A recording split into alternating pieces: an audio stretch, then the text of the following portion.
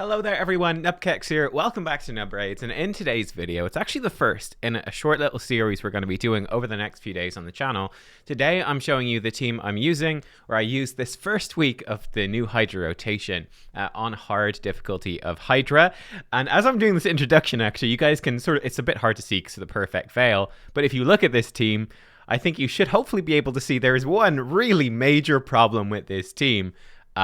Which is going to be an issue, which I'll have to break down, and that you would definitely want to improve.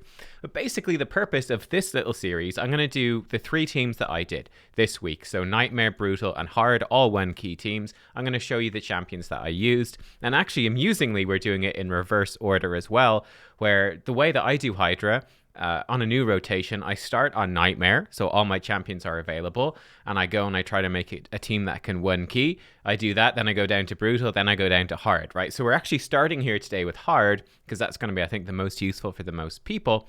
But yeah, I actually do it in sort of reverse order. So yeah, we got to Hard, and like there are some funny things with this team. Like I said, we just go with the first team that works, though, and that's what we did. So yeah, let's go into it. What is going on here? Well, number one, you can see, look at those chunks of damage coming out from Turvold. It's one of the things I want to highlight in this little series, is that I might be using some champions that people don't really think about much. Like Turvold, for example, I would consider to be the absolute star of this team. We'll see if we can get a decreased defense maybe on one of these decapitated heads, and just look how hard he's going to be hitting these heads. Wait until he goes in with Juggernaut on a decapitated head with decreased defense. Just wait. It's absolutely insane.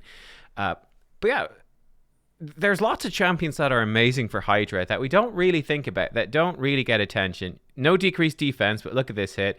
Bam, bam. He just did about 700,000 damage right there, which is pretty cool. Lots of champions, though. He's basically coming in. What's he do? He does really high single target damage.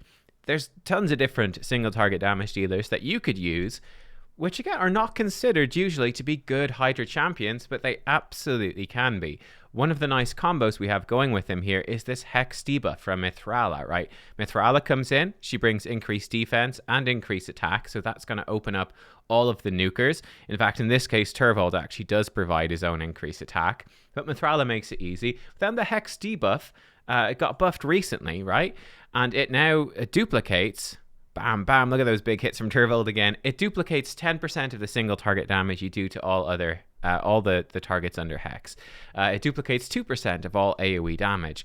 Doesn't make, generally speaking, a huge difference, right? 2% of AoE versus 10% single target. For the most part, that's fairly equal, all things considered. But where it really becomes quite cool is when you've got a decapitated head. Because what happens? Those take, 3 times damage? They take a ton of bonus damage. So then when you start taking that single target damage and amping it up, it starts to become actually quite good, quite powerful.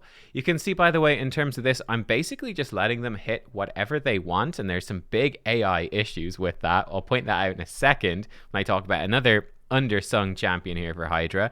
There's some real big AI issues actually for several of these heads. But yeah, that's just, something to watch out for. So here you go. Actually, they're perfect example. Did you just see what Lanicus did? Lanicus, the Chosen on the far right, another great champion running here today. She brings in ally attack. Now, the big thing that she brings in, because we're not running Inquisitor Shamael here with this team. Look at this hit here. Boom. We just jumped from 8 million damage to 9.8 million damage. Turvold basically just did 10% of the total damage we need to one key hard in a single attack in one turn. He just did it, which is so much fun, right? So good. It's so good. What was I saying? So we will target the heads when they eat our champions. That's the one real thing we'll do with this team. But Lanicus, she comes in, ally attack. She also gives you a bunch of turn meter, which is fantastic. And she is going to also extend your buffs, which is really useful. So we're running Rector Drath here with this team. We've got a Boro actually as a mischief tank as well. It's so helpful to bring a buff extender to just keep a Boro's buffs always up. Just make that super consistent. It's so helpful to extend to extend that perfect veil to, again, make the team just more viable, more one key viable. You can see we're doing like some nice damage across these heads with the Hex as we go. See that nice big hit from a Boro. It's one slight downside with this team. It's a little bit awkward in terms of getting enough debuffs out for a Boro's hit to always be AoE. Look at that big smack from Turvo. There's another 1,000,000 damage just from his A1. So good. But as you can see with Lanicus, watch this ally attack. She's targeting Head of Wrath, right? Her AI is all over the place, so you'd really improve this team if you actually targeted stuff. It's a similar thing with a Boro. She does an AoE, A1, when she targets a head with lots of debuffs, but she's not quite smart enough to always do that. No, not too bad, though. This might be a big hit from Turvo. Watch this. 14 million point something up to 16 million. Nice. But Lanicus, her ally attack does not target decapitated heads. And her A1 also doesn't target stuff intelligently either. So it's something to watch out for. I've actually built Lanicus as a mischief tank, but she can't do the job properly unless you manual it, because she will just weak hit heads. She targets heads that she weak hits, which is really weird. 99% of the time, champions do not. They try not to hit targets that they will weak hit. But like right there, for example, why is Lanicus? We've got a decapitated head that's green affinity, and Lanicus is deciding, hey, I want to A1 the Head of Wrath, who's red affinity, and she weak hits, she doesn't get a continuous heal, and she can't mischief tank, right? So there's weird stuff going on there. A Boro that I mentioned, she will not do her A3, which is her big single target hit. She will not use that against a decapitated head, so watch this whenever she comes around. I don't think she's around to it for another turn. But you'll see when she tries to do that, doesn't target a decapitated head. So if you want to make this key more effective, obviously clicking on those decapitated heads and having the ally attack target them, having a Boro target it properly, having Lanicus target it properly, that's going to up your effectiveness. In the lead, we do have Mother Cybele in a taunting set, and that's where Lanicus comes in as well with the ally attack. Gets more procs off these AoE A1s with taunting set. One champion I should definitely be bringing in here instead, we're about to pass one key by the way, would be big hit, dunk, dunk, 20 million up to 21.7. Love it, love it. I have used Turvo before, by the way, on Brutal. You can check out my Turvo video if you want to see him in Brutal as well.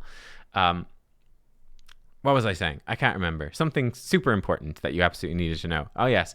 Mother Cybele. If you wanted to improve it, you could bring in Mighty Uko instead, which everyone will have. Mother Cybele was a fusion last year. You may not have her. Mighty Uko comes in, slightly worse speed aura, but lots of AoE attacks. Also brings you decreased attack, which is actually super helpful. It's not something that we have at all reliably here.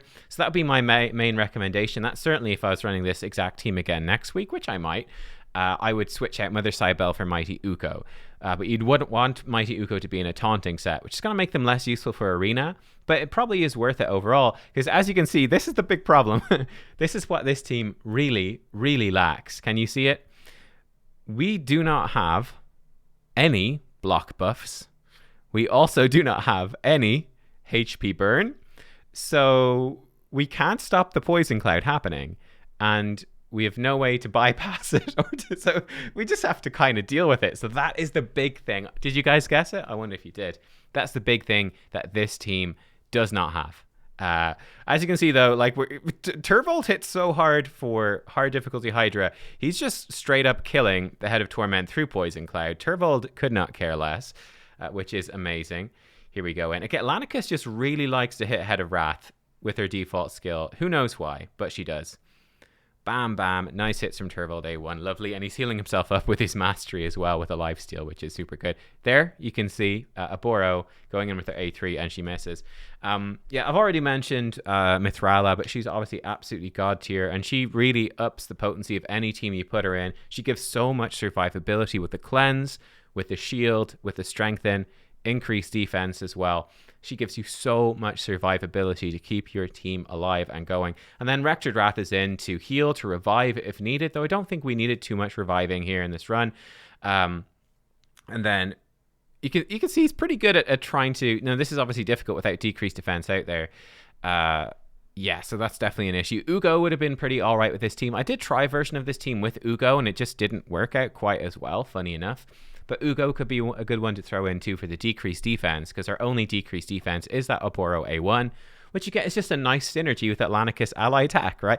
So it's trying to build these cool synergies. Hopefully that's something fun I've shown you in this team, because, I mean, I see very few people, like, have I seen anyone else really running teams with, you know, a Taunting Set Mother Cybele with a Turvold and a Boro Mischief Tank and then Lanicus A1 to really enable it. I've not seen many people doing that. I'm not saying nobody, but haven't seen it happen too often. But I think that these are really good Hydra champions, and that's sort of the point of this showcase.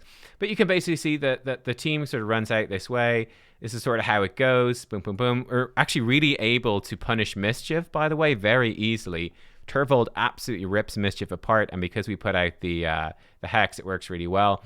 We got so screwed over, though, by the Poison Cloud. It was really terrible. So I do think you put Mighty Uko in the lead instead. Mother Cybele brings increased defense. She's one of the few, I think, strong and viable champions. That's a bit easier to obtain as a previous fusion. That brings good increased defense for Hydra, but we already have increased defense for Mithrala, and it's extended by Lanicus, so she's actually not super important. Brings the decreased speed, but I think getting increased speed from Mighty Uko would be really good, so that would be the recommendation I would make. But you can see we come through, and in the end we did 40.03 million damage. So if we come across here, actually I can show it to you more clearly in game. Actually, it is the top key right now, surprisingly, for hard. I'm expecting someone in the clan to absolutely smash me. 40.03. It's decent for sure. Obviously, it's a 1 key, but you can easily do much more. Like I said, I think Mighty Uko coming in would have been really good. But you can see the overall performance here. Turvold almost did the 1 key damage by himself. How many turns in were we when we failed here? We're about 20 minutes in. We did get 106, so we got pretty far in, 160 turns. So it's definitely a long run, but we were going on full auto, so it was actually pretty fast, 20 minutes. I did, like I said, the 1 attempt before, which was with Ugo instead of Lanicus, and that was definitely much worse. Much worse. So it's just a little bit tricky to fit Ugo in. You could put like Mithrala in the lead and have Ugo in and Lanicus, but Lanicus is definitely the key, guys. She definitely is really key to making this a super good team. That's her in the reflex set. Yeah, you can see probably Turvold technically does do the 1 key damage himself, because a lot of Mithrala's damage is coming from that Hex. You can see her damage is super high. She's the 2nd damage dealer in the team. What is that? That is the Hex damage coming through. She doesn't have War Master or anything like that. So she does have poisons, but yeah. There you go. So it's a pretty cool team, right? Turvold coming in, which is cool. Like, I don't think anyone else in the clan has used Turvold. You can actually get a sneak preview. Actually, no, I don't want to show you this. You're going to get sneak previews of my teams for the other days. I don't want to do that. You'll see those the next days. But let's take a look at the team and the builds and what is going on. So Turvold, really the star of the show. And the thing I enjoy most about this is just, you know, encouraging you to find, like, you might be saying, I don't have a good damage dealer for Hydra. Like, I don't have the Geomancers or the Husks and stuff like that. And while those are obviously insanely good, and like a Chrysia, etc., I just got Turvold from that guaranteed void pull, like which happened maybe a month or so ago. And a lot of people are super disappointed by Turvold and going, I don't want to pull in the guaranteed void. He kind of sucks. Well, I pulled from anyway just because he was new, and I actually love him. He's like one of my favorite champions. He's just so fun. He's just a beast. But he's coming in. I put him in actually really good gear. For example, I was trying to gear up my Baron, right? Look at these gloves. We've got Cruel gloves. Now, Baron. People love Baron. Baron is sitting in some stone skin gloves. Now, Baron would be much better if I put him in Cruel, obviously. And I've got the Cruel gloves to do it. I've got the chest piece here to do it. But am I putting those on Baron? Hell no. Those are going there. There's the Turvolds, and Baron ain't getting them. No way, man. No way. No chance. Turvold all the way, because he's just, I love him so much. You see it coming in, built him with high attack, almost 6,000. I need to get some better glyphs so we can actually hit 6,000, because that is kind of annoying. He's got 255% crit damage, 70% crit rate. He gives himself increased crit rate, and then 200 speed. So it's good gear. It's not absolutely insane gear, but I think it's pretty darn good. And his masteries, he's coming in with War Master and then counterattack type stuff. So that's what he is doing. Just a single target damage dealing beast. Mithrala, I think also obviously MVP for Hydra. Now she is just built with accuracy. She's built for Arena, but it doesn't matter. She's still God tier for Hydra. And she's coming in Stone Skin. She has 251 speed, so I want her to be pretty fast. You know, I kind of like Mithrala to be, 240 plus speed. I think works well as a cleanser for go second teams in Arena. I just like it overall. I think it's good, and she's still very strong for Hydra. I try to build most of my champions, like Ultimate Death Knight is another classic one, with higher speed than maybe other people would do, because I do want them to be still strong for Hydra. You can see with her, accuracy and resistance, I mean, so long as she's got more than enough for this right now, you know, and the speed. And there you go. That's what she does with the masteries. But absolutely fantastic. The Hex debuff is so strong. We had... Who else was in here? We had Mother Cybele, that, like I said, I would replace with Rectordrath. Now, Mother Cybele, not with Rectordrath, with Mighty Uko. One advantage, she does actually bring Brimstone in. She brought Brimstone in for the team, which does obviously give you a nice chunk of extra damage. Though it's not amazing this rotation, it's really good against Head of Suffering. He's the ideal target. But yeah, anyway, she's coming in. She's got Taunting set, so you can see she's got good speed, tanky. She actually has 100% crit rate. And good resistance and stuff like that. So this is kind of a weird build. This is one I would revisit. It's trying to do lots of things at once, so it's kind of overkill. Honestly, for your taunting set Mother Cybele, using her like I did here, where you disable her A3, you just don't use it. And in fact, in this team, she could really have disabled her A2 and really just spammed her A1. Or if you're doing this build with Mighty Uko is even easier. Uko puts out decreased accuracy quite somewhat consistently. But you would probably come in and do good speed, good defensive stats, and then enough accuracy for hard, which is, again, about, 250 is totally fine. And you're going to be good. That's really all you need is good speed, enough health and stuff to stay alive, and 250 accuracy. You don't need this resistance, but it's extremely helpful, to get, well, as much resistance as you need. I'm going to do a whole video on that. Don't worry. But yeah, and she's coming in with War Master, extending buffs, extending debuffs, that sort of stuff. But yeah, she's sort of, I repurposed her into taunting set, but I think I will switch it onto Uko and repurpose Uko as like a Hydra specialist more so. But it's kind of tough because Uko and Stone Skin is real nice for arena. Oh man, I'm conflicted. Always conflicted. Lanicus, absolute MVP though. Really love her. Coming in reflex. You got to turn off her A3 so her reflex can just keep proccing on this. The more of these refresh accessories you can get, the better. Do we have a refresh banner yet? We don't. That would be another nice step just to try get her using this A2 as much as possible. It's just really, really nice. She's coming in. Again, with her, you just want her good speed, and I like to give her good resistance, and she does want 100% crit rate. And sort of the combo that's going on there is with her A1, when she crits, she gets a continuous heal for a turn. So if you build her with crit rate, and then you build her with resistance, with these continuous heals, she can actually fill in as like a mischief tank, which is helpful when a Boro, in this case, gets eaten. She mischief tanks. Or if you don't have a mischief tank, she will mischief tank for you with this. Again, like I said, her AI is really stupid, so you do need to like manual it, make sure she's targeting something that she can crit. She just attacks red affinity stuff and weak hits, and it all breaks down, which is really dumb. But if you can do that, she's very good. But yeah, reflex set is super important on her, high speed, and then if you can, get her the high crit rate, high resistance, and you'll be laughing. She's in there with War Master and missing a mastery. That's fine, Just War Master and extend her buffs to extend that continuous heal. If she is a mischief tank is the way to go. If you're not going to make her a mischief tank, you could send her down like the defense tree, make her a bit tankier. Because, yeah, she can be kind of squishy when you're trying to crank her speed up high in reflex set. It's pretty gear intensive. Who else do we have in there? We have Rectordrath. I want to actually re-gear her in reflex set at some point. Which I think would be really good just to get more uptime on the Perfect Veil. I'm actually trying her out in Miracle Heal to like restore some of that damage because she heals every single turn with her passive, right? She does so much healing. I was trying it out with Miracle Heal. I think it's actually all right. Haven't really analyzed it in detail. Maybe it's a waste. I don't know. But again, we're going for high speed, tanky, and high resistance. I have mine with some accuracy because she can land the decrease attack on her A1, which is actually quite nice, especially seeing as Lanicus keeps wanting to ally attack Head of Wrath. She gets decreased attack out there.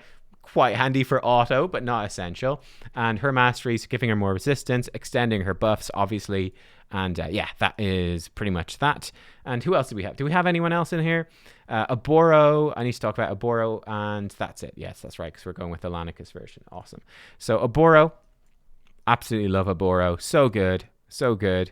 I think I saw Hell Hades did a video on her, so probably getting out there to more people now as well, which is good because she's just unbelievably great for Hydra. I love her so much.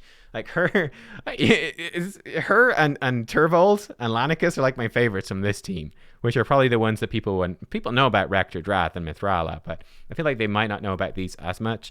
So we want her to be reasonably slow. She doesn't need to be that slow. If she's with an ally attack champion especially, she could be totally any really speed. I'd try maybe have her the slowest member of your team, but I could really be running her at 200 speed. It wouldn't be a problem, right? I've built her with lots of damage, so high attack, high crit damage. It's very important as the Mischief tank to have really high resistance. For hard, you want about 460 to be nice and super safe. Honestly, running with Rector Drath, who gives you resistance with her passive, you could get away with less, or you could put Rector Drath in the lead if you wanted, if you didn't have a speed aura, and you get away with it. And again, enough accuracy for hard. But you can sort of tweak this. You could ditch the damage if you wanted to, but she does decent damage, so I do like it, and it's also more fun. She's just so good because of this passive, right? And this passive and this A3 and the A1 with the decreased defense. Not reliable decreased defense, but it's all right. And yeah, she comes in. War Master, I've given her counterattack stuff. Bit more resistance when she puts buffs on herself, which is kind of cool. But yeah, that is my Aboro build. She's actually really good with even more revenge accessories. These would be ideal because then she can... In fact, I must look and see. I surely have more by now. Like, do I have a resistant? I do have one, but has no speed, which is kind of a bummer, but it's probably worth it. So I might re-gear her at some point, but because Head of Mischief's going to keep attacking her, revenge accessories are going to be just great. Just great. And I'd love to get her ascended as well. It would be super, super nice. But there you are. That is the team. I hope that you enjoyed this little bit of a showcase here and seeing, you know, what sort of stuff this team can do. I thought it's quite a meme team, really, because we don't have a proper AoE decreased defense. We've got no AoE block buffs or HP burn. But just sort of brute forcing our way through, really, is sort of the point of it, right? Throwing in like just a big damage deal like Turvold, putting in supports so they don't get taken down, ally attack, I think hopefully being somewhat the star of the show as well, and just seeing what we can do with it, and it works really, really well. And we did 40 million.